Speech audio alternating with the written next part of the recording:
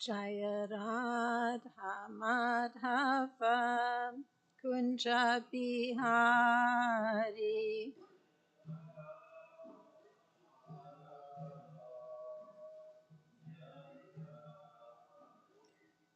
Gopi Jana Vallabha Girivaradari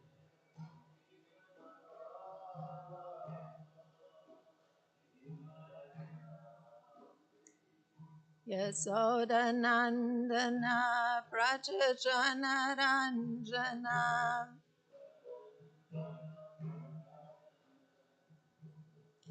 Yamuna Tira Vanachari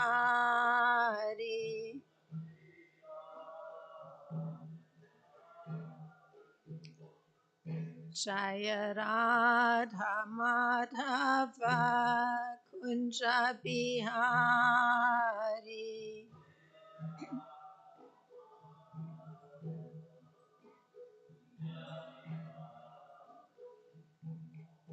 Gopi Jana Vallabha Girivaradari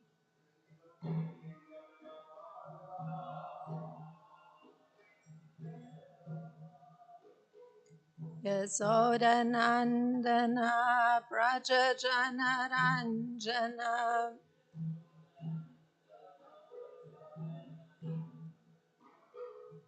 Yamuna Tira Vanachari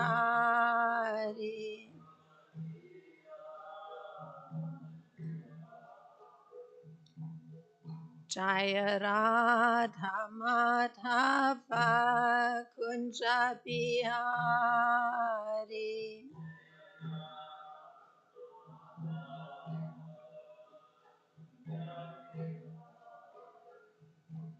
Gopi Jana Vallabha Girivaradari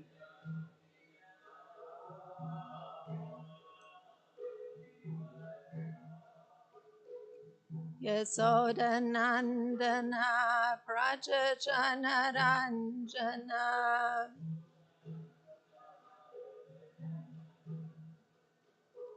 Yamuna Tira Vanachari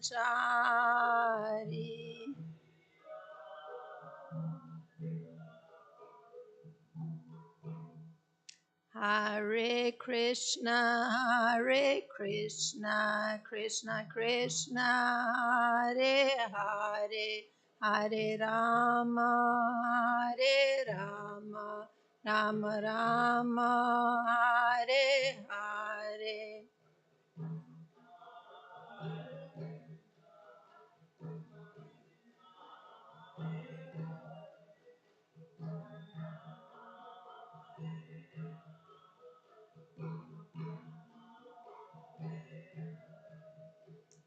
Hare Krishna, Krishna Krishna, Hare Hare, Hare Rama, Hare Rama, Rama Rama, Hare Hare.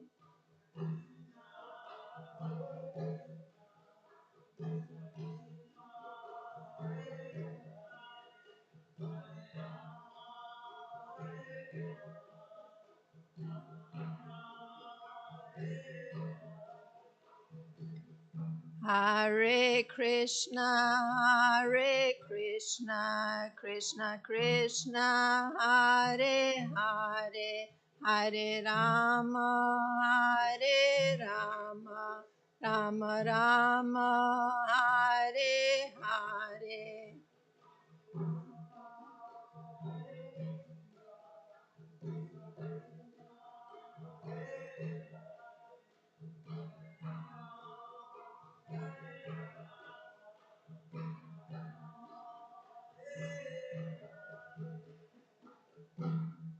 Kishore Kishori ki jai, Jagannath Baladev Subhadra Marani ki jai, Gonitai ki jai, Srila Prabhupada ki jai.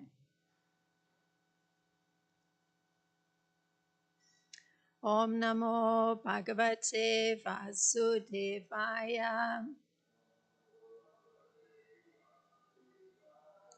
Om Namo Bhagavate Vasudevaya.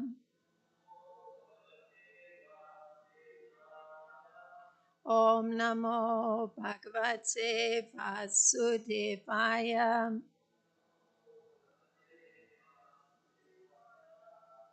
Good morning. We're reading from Canto 10, Chapter 85, and there are two texts today, 24 and 25, and 24 is on the board, so we'll chant 24 together. Atmahi eka svayam jyotir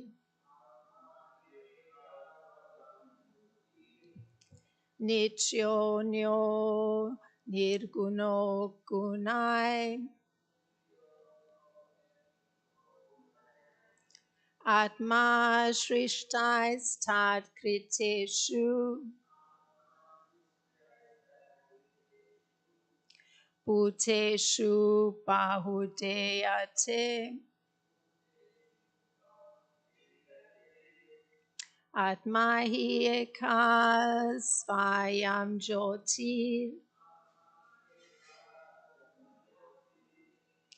nityo nyo nirguno gunai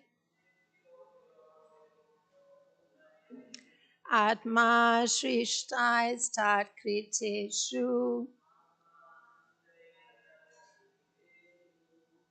bhuteshu bahudeyate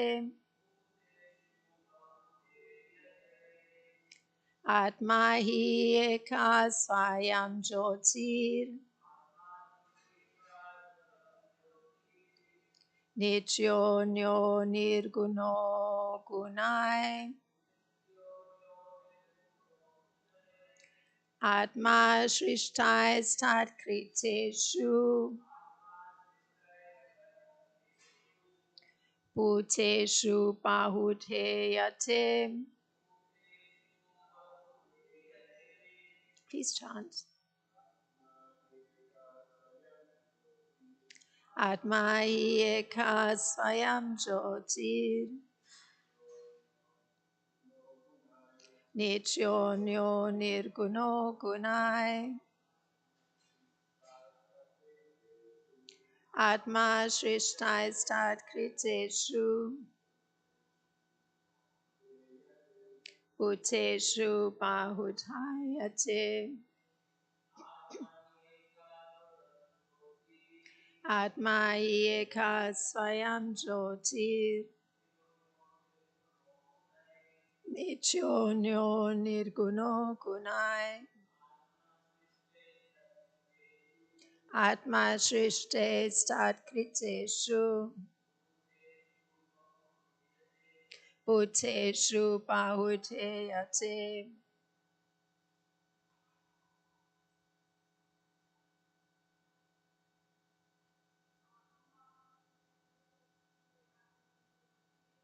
Atma hi eka svayam jyotir nyo nirguno gunai Atma shrishtai stat kriteshu bhuteshu bahudeyate. Thank you very much. So the word for word, Atma, the Supreme Soul. He, indeed. Eka, one. Swayam Jyoti, self-luminous. Nitya, eternal. Anya, distinct from the material energy. Nirguna, free from material qualities. Gunai, by the modes. Atma, from itself. Shrishtai, created. Tat, in there. Kriteshu, products. Bhuteshu, material entities. Mahuda, manifold. Iate, it appears. And the translation, this is a BBT translation. The Supreme Spirit, Paramatma, is indeed one. He's self-luminous and eternal, transcendental, and devoid of material qualities. But through the agency of the very modes he has created, the one supreme truth manifests as many among the expansions of those modes. And there's no purport for that one, so text 25, the next one has a purport and they're interconnected. So I'll chant 25.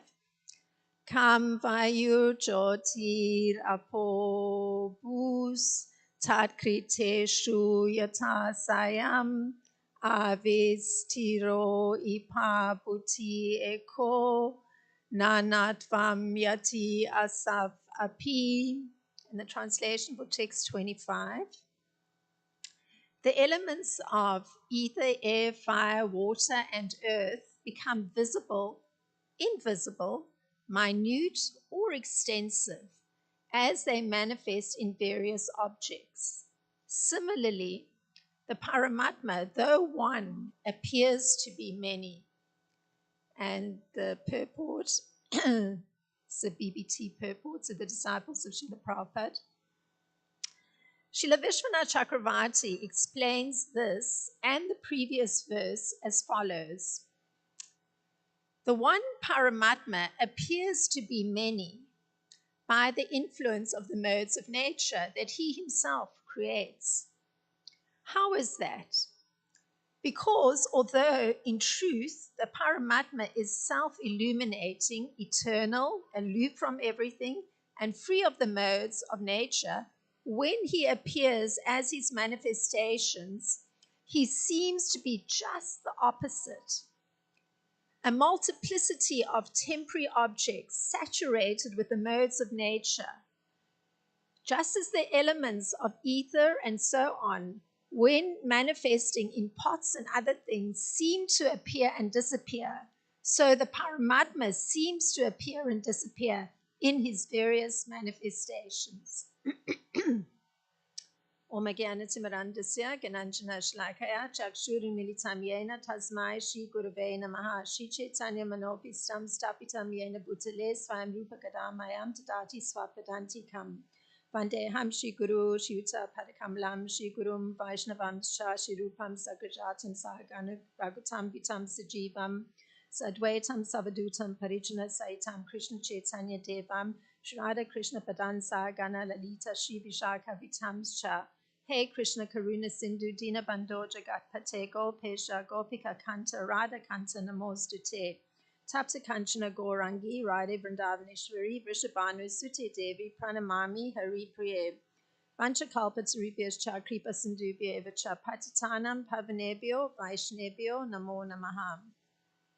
Namaham Vishnu Padaya Krishna Pritsthaya Bhutale Srimata Roma Padaswami Tinamine Namaham Vishnu Padaya Krishna Pritsthaya Bhutale Srimata Bhakti Vedanta Swami Tinamine Namaste Saraswati Deve Gauravani Pracharine Nirvishesha Sunyavadi Paschatya Deshatarine Jai Shri Krishna Chaitanya Prabhu Nityananda Shri Advaita Gadadhar Shivasadi Gaura Bhakta Vrinda Hare Krishna, Krishna Krishna, Hare Hare, Hare Rama, Rama Rama, Hare Hare.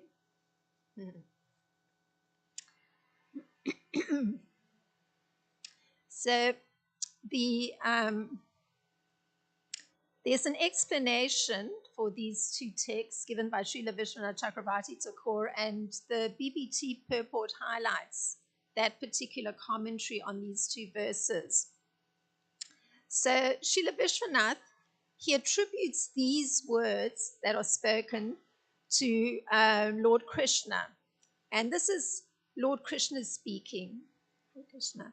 So this is how Srila Vishwanath Chakrabarti Thakur articulates Lord Krishna's words. So he's taking both verses.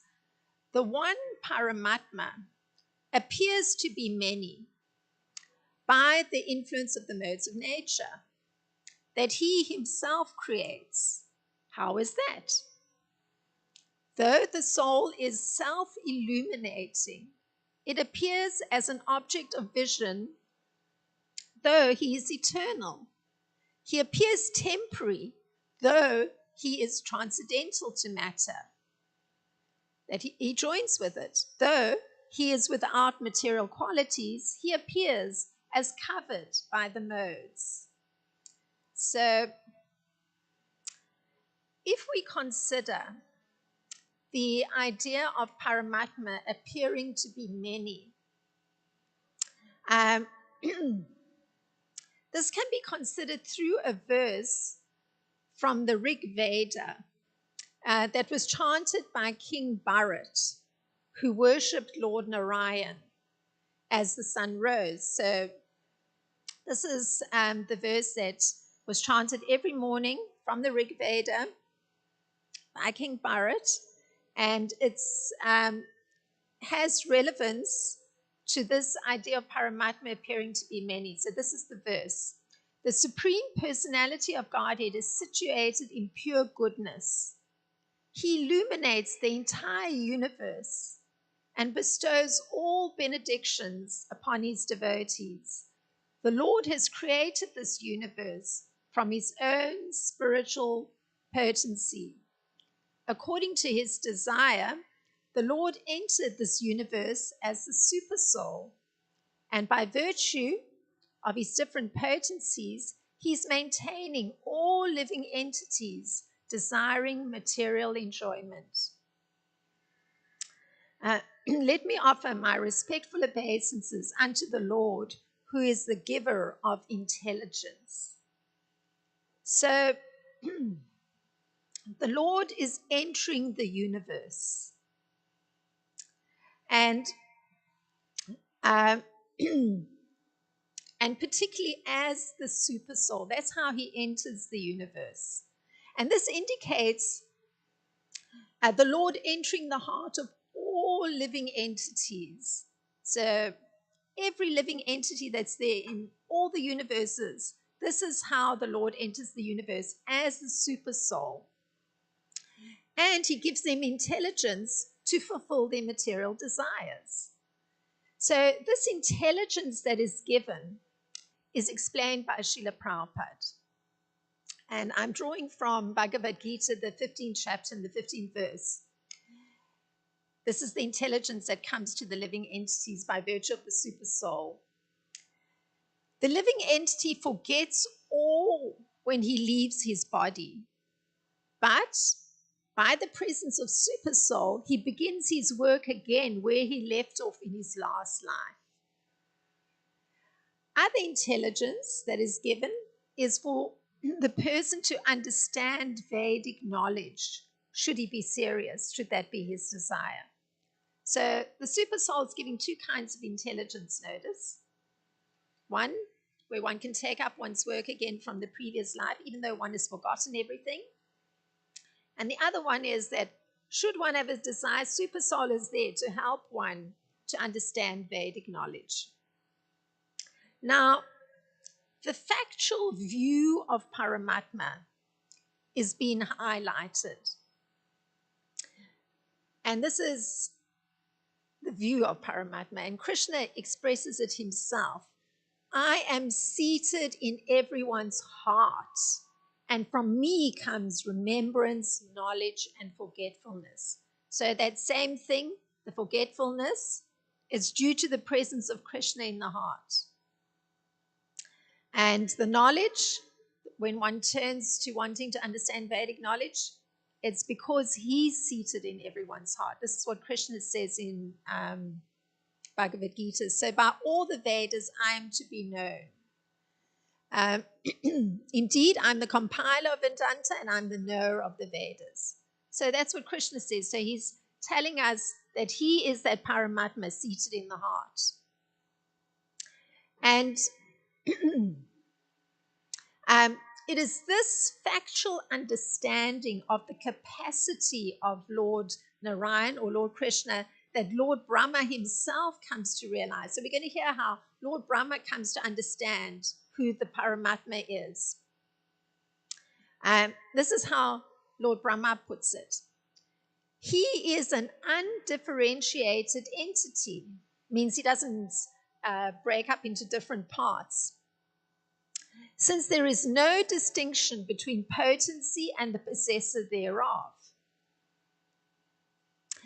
In his work of creation of millions of worlds, his potency remains inseparable. All the universes exist in him, and he is present in his fullness in every one of the atoms that are scattered throughout the universe at one and the same time. Such is the primeval Lord that I adore. That's how Lord Brahma understands this particular presence of Lord Krishna in the universe. So notice, it's not that he's breaking up into separate parts. He's present simultaneously in his complete form in each and every living entity throughout the universe. And not only that, in every atom, he's present fully as Paramatma. So in his complete form with all his powers.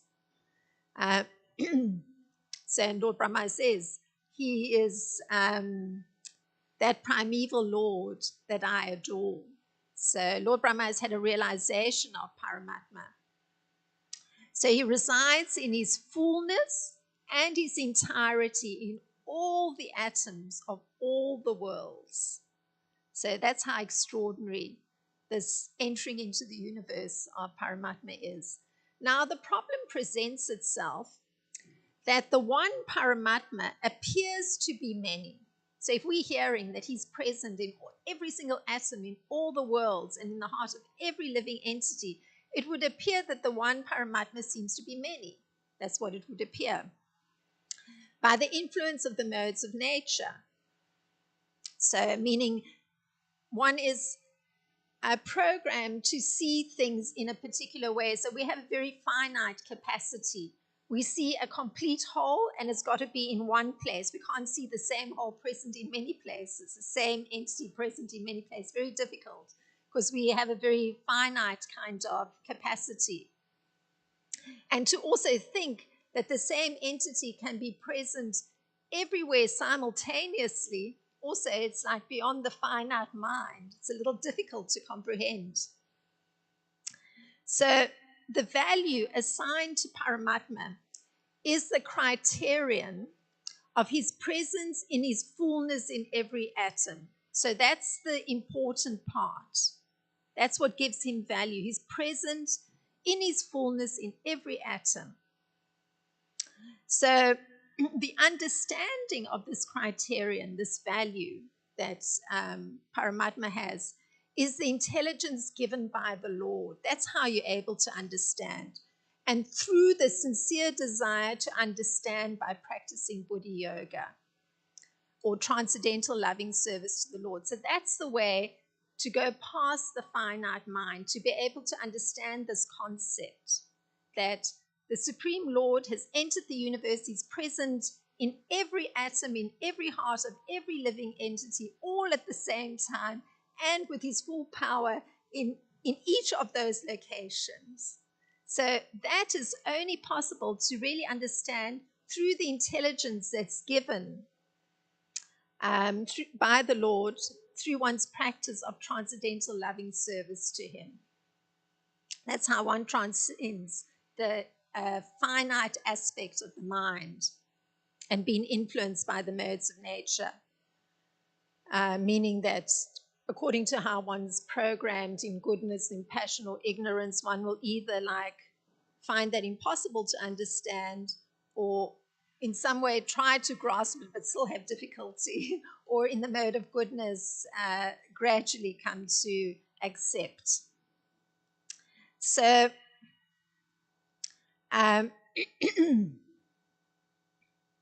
generally, when one says that people are influenced by the modes of nature, it means that the driving force in every living entity is to try to enjoy the fruits of their own work. So that's actually the whole way the intelligence is focused. The desire is there, and the intelligence moves in that direction. One wants to enjoy the fruit of one's labor, as opposed to thinking that everything is done for the satisfaction of Krishna. So it's a complete reorientation of one's thinking, and if one starts to move in that direction, then the intelligence is given where it becomes possible, as I said, to transcend that finite aspect of the mind. And so, by implication, not being able to access the transcendental view, or only being able to see the fruit of one's labor or activities, it means that one is only seeing things as auspicious, inauspicious, or a mixture of the two. So that is how one would be seeing, because that's all one is seeing. That's how one's intelligence, one's desire is moving in that direction. So anything that happens, one sees, oh, this is auspicious, this is inauspicious, this is mixed. That's all you're able to see. So the transcendental view of seeing the soul as being eternal, a transcendental to matter, that is that he joins, even though the soul seems to join with matter, although he's without material qualities, this is a transcendental view. So the difficulty of holding this kind of view, it's quite normal, and it's expressed by the residents of Jambudweep. So this is how the residents of Jambudweep explain this problem, because it is an actual problem. My dear Lord, this visible cosmic manifestation is a demonstration of your creative energy. Since the countless varieties of forms within this cosmic manifestation are simply a display of your external energy, this Virat Rupa, this external body, is not your real form. Except for a devotee in transcendental consciousness, no one can perceive your actual form. Therefore, I offer my respectful obeisances unto you. So this is from Srimad Bhagavatam, the 5th canto, in the 10th chapter, the 11th verse. So these elevated devotees are actually saying that except for a devotee in transcendental consciousness, no one can perceive Lord Krishna's actual form. No one can perceive it. So the same fact is expressed by Lord Krishna himself. He puts it this way, and this is from Bhagavad Gita 9:4. By me in my unmanifested form, this entire universe is pervaded. All beings are in me, and I am not in them. So this sounds a little peculiar, because we've just heard that actually he says that we understand he's present by his expansion as supersoul in all living beings, even in atoms. So Srila Prabhupada notes that for people in general, Krishna isn't visible. No one can see the personality of Godhead within himself, and even outside himself. But if one has developed the transcendental loving attitude towards him, then this changes. And Lord Brahma expresses this thought, and this is from Brahma Samhita, text 38. He says, I worship Govinda, the primeval Lord, who is Shamasundar, Krishna himself, who has inconceivable, innumerable attributes, who the pure devotees see in their heart of hearts with the eye of devotion tinged with the salve of love. So the pure devotees are able to see Lord Krishna within the heart, and that is Pramanjana Churita Bhakti Vilochanena, Santa Sadeva Hridayeshu Vilokshayanti. So the fact is that he's not conceivable by the material senses. And the value, what gives everything value, lies in the criterion of his energy being spread all over the creation. So that's the important fact. His energy is spread all over the creation, just as the sunshine is spread about the universe. Now, Srila Vishwanath, he uses a simile to explain how it is that he appears to be covered by the modes. So we're going to try and understand how this is. And this is how Srila Vishwanath explains it.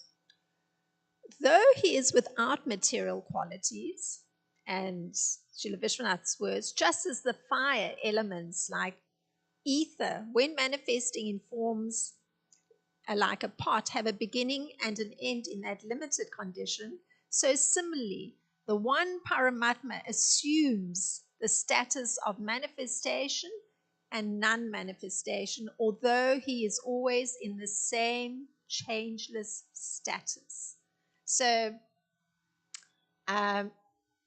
the comparison here is with a pot. So there may be space within a pot. So you could say that the element of ether is within a pot. But if that pot is broken, then it would appear that now the element is not there. But the ether still carries on existing. And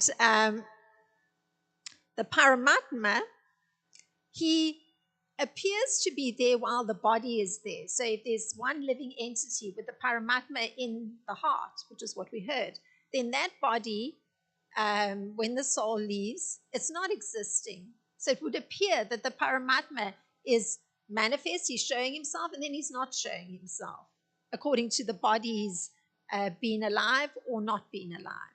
So that's how the comparison is made. But the point that's there is that always he's in the same changeless status. His status doesn't change. It's been complete and whole with all the powers and potencies of Lord Krishna. Just as the ether doesn't actually disappear. The pot may go, but the ether remains there. So similarly, although the Paramatma is all-pervading, he assumes the relative status of smallness and greatness, and although he's one, he becomes many. The fact is, and this is what's been stressed, is that Krishna is not a part of this cosmic manifestation. He states as much, and this is how Krishna puts it. So you would think that if Paramatma is present within every atom and every being, that he's actually part of that body. But the idea is that actually he's changeless and he's always present, whether he's in that body or not in that body. So that's the point. So Krishna puts it this way. Everything that is created does not rest in me. Behold my mystic opulence.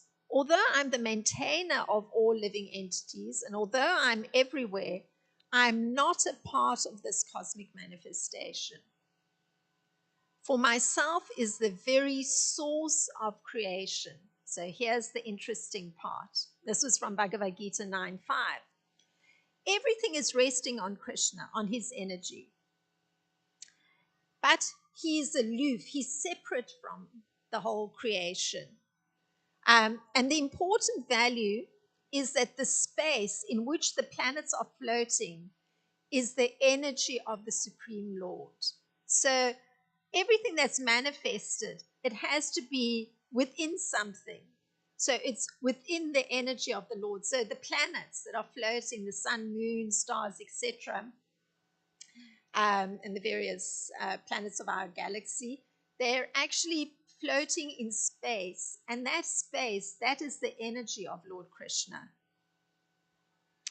So that's the important criterion, the test by which something can be judged is his will. So that's the important part. Simply by his will, everything is created, everything is maintained, and everything is annihilated. So that's the important criterion, his will. So the super soul is but an expansion of the supreme personality of Godhead. So by his will, he enters the universe in this kind of way, within the heart of all living entities and within all atoms. Uh, now, that super soul, who's always with the individual, is the representation of the Supreme Lord. That's how it's termed. The individual is sustained, and the Lord is the maintainer. Means he's present, but he's not taking part in all the bodily activities. So we do so many things: eat and sleep and walk and run and jump. Um, so the Lord is present there, but he's not doing those activities. The body's performing those activities. The individual is, his intelligence is allowing him to perform those various activities. But the Lord, the Paramatma, he is merely overseeing, and he's permitting the living entity to perform his various activities. And he's also the supreme enjoyer. So he's able to enjoy, of course, when one turns one's attention to acknowledging him. So within innumerable living entities, he's staying within as a friend. So this is the important part. So why he's called a friend, or why the super soul even is now put into that category of a relationship with the living entity, is when the living entity is going about his various activities, the super soul is always prompting from within. Oh, actually, this may not be conducive to your happiness. This material activity may not be conducive to your happiness. So there's always a sense of something lacking, some dissatisfaction. And you often hear people saying that, there's something missing. So that is because the super soul is functioning as a friend. He's actually letting the living entity know that their material activities may not be conducive to happiness. So the bodies may be finite and hence changing, but he remains unchanging. He's always present, he's always existing, he doesn't change in any way. And this is the important fact that's been highlighted by Srila Vishwanath. So this was as far as I was able to go with this verse. There's a little bit longer time for any thoughts to expand this discussion. So please feel free.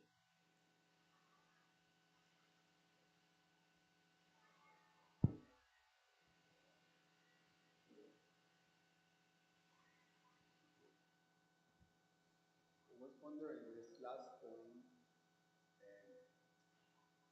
of Krishna being the supreme friend, and at least by communicating or by letting the living entity know that this particular material activity is not giving you satisfaction, it's not the real thing, it's not what it's not what you will find happiness. Now,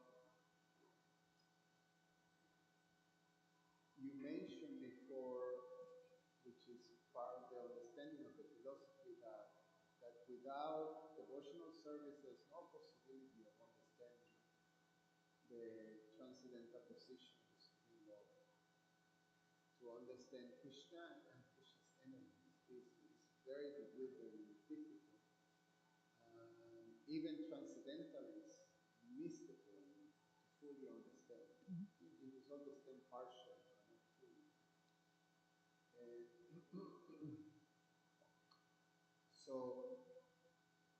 the, if one is not engaged in devotional service, it will be very difficult to receive the message or to understand the message from the Paramatma in terms of remembrance or connect to a path that is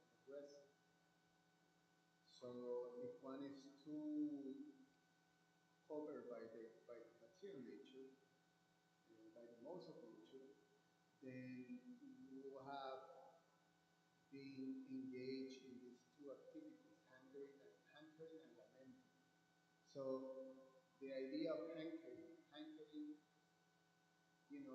I want to find happiness, but I want to find happiness in the material world. So when you mention this, so I'm doing this all to understand this. When you mention of super soul directing, or at least giving this message of dissatisfaction, that you're not finding happiness here. That is what causes a living entity to hanker and to search for, to constantly be looking for that will make them happy. But they constantly doing it in material nature and constantly being, finding themselves unfulfilled. So that sense of unfulfillment, you say that it comes from the Paramatma. Oh, that's a question. Um, well, the unfulfillment is already present. And that's even in your examination and trying to look at it more closely. You pointed it out um, that there is a sense of unfulfillment in the part of a human being as they're directing their mind and their intelligence towards getting some satisfaction from the result of their activities. And because, as you said, there's hankering, which means wanting more. So even if one actually is getting some results that are satisfactory from one's activities, be it monetary gain or honor or prestige, there's still some, uh, use the word hankering, for more of that. It's not actually fully satisfying because it's of a material nature. There's a selfish motive, and so one has to evaluate it. Oh, yes, this was actually a good result. It wasn't a good result. It was a mixed result. So one is doing all that work, and there's because the living entity is the spirit soul and actually wants eternal happiness, that evaluation of the temporary results is not fulfilling that need on the part of the soul, the actual being. So, and that's where Paramatma is present. Um, you could say the understanding on the part of the individual person that, oh, I'm not completely satisfied, that is being assisted by Paramatma. You could say that, yes. And because that's how it's put, that the role of Paramatma is to give the intelligence to the person to be able to understand, the path of self-realization, transcending material nature. So if the living entity recognizes that, oh, I'm not finding satisfaction, let me actually search for, not on this path of trying to get happiness out of the result of my activities, but finding out more what is a higher purpose, what is a way to actually go past this dissatisfaction with just material functioning. Then the Paramatma is there to assist, and then some arrangements get made that the living entity gets exposed to the path of self-realization. So yes, that's why it's, you could say indeed, to answer the question, the role of Paramatma is to uh, act, acknowledge when the living entity recognizes their dissatisfaction with functioning on a material level, just looking for results and directing the intelligence in that kind of direction. Yes, that makes sense. I was just listening to the second canto, and Sukadeva Goswami gives the example of um, the Lord being is like a parent to the living entity, which is in one sense a good parent is overseeing the activities and making sure the growth of the child happens, very very nicely. So the explanation is given that here is a child who have this childish desire to possess the moon, and then the intelligent parent give him a mirror and say, "Here, look, just put the mirror this way, and now the moon is in your hand." So, and the child is satisfied.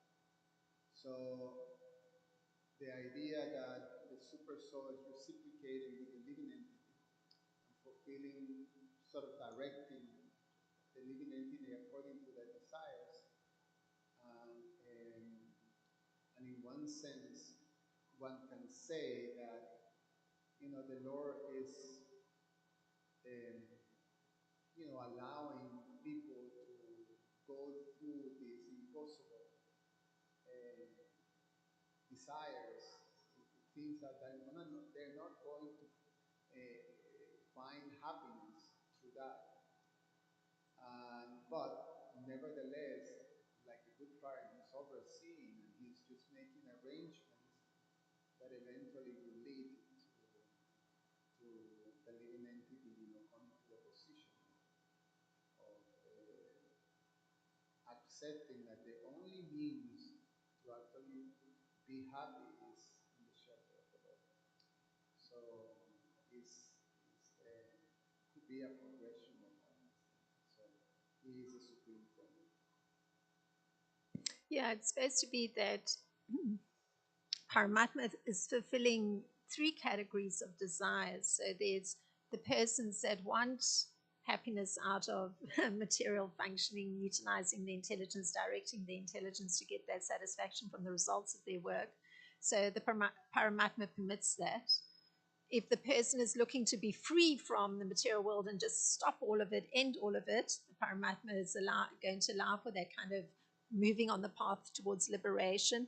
And then the third one, that's the living entity is actually acknowledging his existence, Paramatma's existence, and wanting to pursue the path of self realization and actually developing a loving attitude in the mood of service to the Supreme Lord. So, in all cases, the Paramatma is a friend, you could say, giving freedom to the individual to choose. So, yes, you could say loving parent. I mean, even though you could say that the other two choices, don't lead to actual happiness, but that's a desire of the living entity. And Paramatma is prompting. That's what the teaching is prompting to say, you're not going to get happiness here. You're not going to get happiness here. So there is some communication going on the whole time from Paramatma, but it requires the living entity to choose to hear it. Hare Krishna Mataji, Hare thank you so Krishna. much for your class and description about Paramatma. There was, I was thinking that this free will that Paramatma gives to the living entity, even though Paramatma is like waiting for the living entity to turn towards him and accept accept his guidance. But it seems like the free will that is given to living entity, there is a big price in a sense that majority in this world there is misuse of this free will, and there's so much suffering that is caused because of it. Like we see in African continent, so many big population, there is hunger problem, children do not have education, and human rights are not respected. And if if generally a normal person, layman, doesn't see that it is actually a misuse of free will, it gives an impression that it's if there is a supreme controller, it looks like it's a sadistic mentality that this is something like that is being allowed. So I just wanted to hear your thoughts about it. So you were bringing up the point that in this world, one may be witnessing some violation of human rights. And so a person who's a person with their moral compass going will actually look at that and say, well, there can't be a supreme controller, or if there is, he's actually sadistic, because why is he allowing for this unethical behavior to be happening? There's a violation of human rights. Yeah. I remember reading that, I think it was in Rwanda, children who have been harnessed to utilize military weapons. So a lot of the war that was happening at that time had children actually functioning as soldiers and using weapons that are destructive, destroy a human body. So, you could certainly say, there's a super ethical question that a child is being employed in the role of a soldier, that a child is being given the right to actually kill is certainly, what you've been pointing to, one example of a violation of um, ethical behavior on the part of a human being, because one understands that such a young entity shouldn't be put in such a position and shouldn't be given so much freedom. So now your question is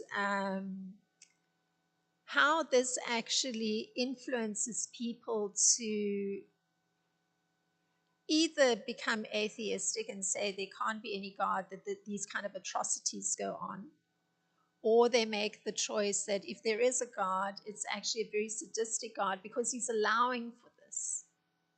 So the underlying assumption that's been made is that God is arranging things that are perfect all the time and that everybody is going to be happy all the time. That's the underlying assumption, that is the role of God.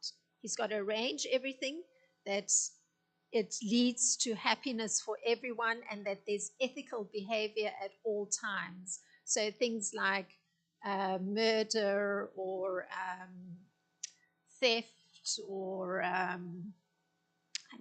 all unethical things, human rights violations, um, that these things don't take place because that would indicate God is present or God is actually doing his work.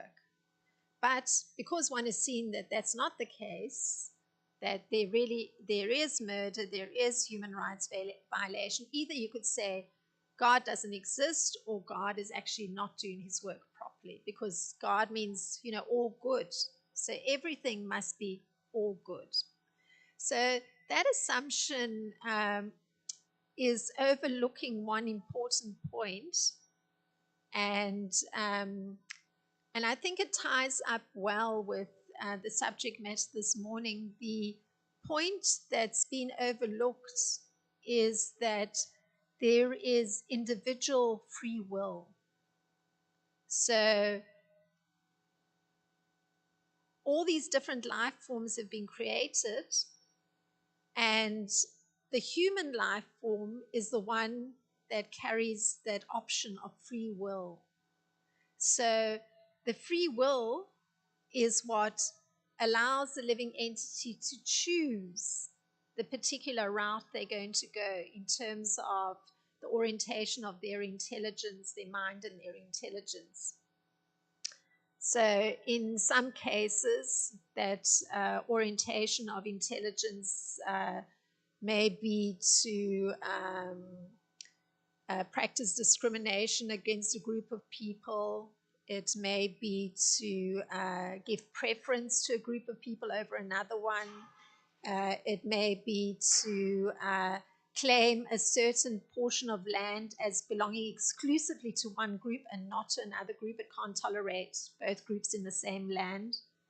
So that is not an indication of God's lack of presence, because we've just been hearing Paramatma is present in each and every living entity, but it's an indication that the human being is, based on having free will, is choosing to direct his intelligence, his mind in a particular way. And that again has to do with being programmed in a certain way. You've learned certain patterns of behavior, because these things are generational. You hear about, a country that goes to war repeatedly. A war happened 20 years ago, it happened 40 years ago, it happened 100 years ago. So there's a certain learned pattern, a certain outlook that gets imbibed from generation to generation, unless that is consciously broken, unless there's conscious understanding that actually we should not go in that direction. So the underlying thing that's been overlooked is free will. And then also the added component of learning patterns of thought, learning, like we all grow up. We expect the cultural norms to be a certain way. So if you grow up in a particular country, the cultural norm may be one of being beaten into submission. You have to obey your elder, no matter what. Even if you disagree, you obey. In another country, the cultural norm may be that there's room for dialogue about how you're being directed by somebody who's your superior. You can actually, there's space to actually bring up questions. Like, I'm having difficulty to understand this, or why am I being directed in this way? Because for me, it would appear more correct to be directed in a different way. There's room for dialogue. But in a different culture, that's not present. So then, when one comes into, according to the, because you imbibe these things, you imbibe that there's a certain way you're supposed to behave. So you go into a culture that's different to the one you've been brought up in, and you recoil, because it's subconsciously or buried in there are all those patterns that you've acquired from the cultural norms that you're bringing with you in your mind. So hence there will be possibly then rejection of a different culture, because the cultural norms that you're bringing are different.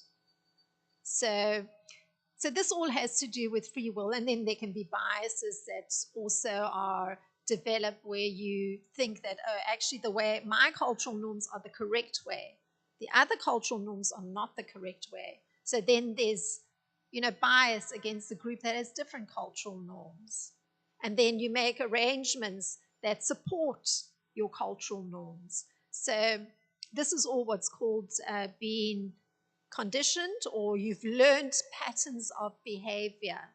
And anyway, it gets passed down from generation to generation. So, yeah. So certainly the learned behavioral patterns are being overlooked, and the concept of free will is being overlooked if one is attributing and putting blame on God or trying to wipe him out of the picture, because it's not so.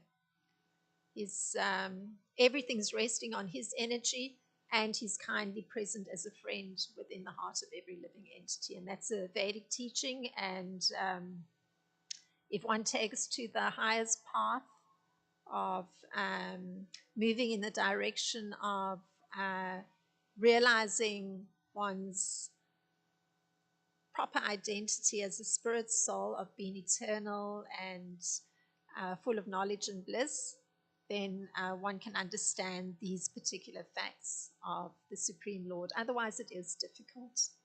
One has to want to move in that direction. It's again that component of free will. Then it's possible to understand.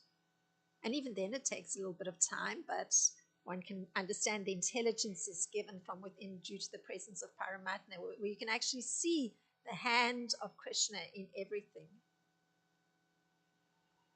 And you can understand more objectively the differences between people and more objectively the patterns in the mind of different people.